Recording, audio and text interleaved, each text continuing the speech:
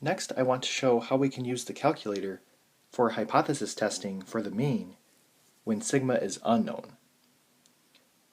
So number 2 says, use the calculator to confirm your answer for question 1.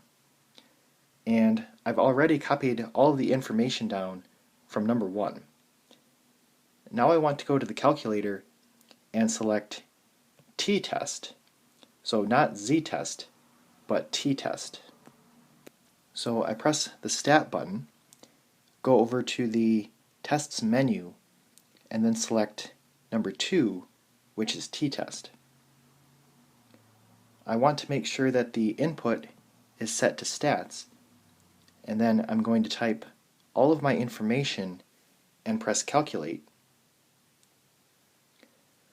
So t is equal to 2.09, and the p-value is 0.0317.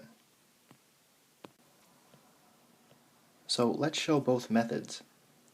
First, the p-value method.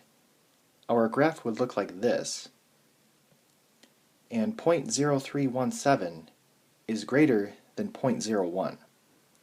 So p is greater than alpha, which means we fail to reject the null hypothesis.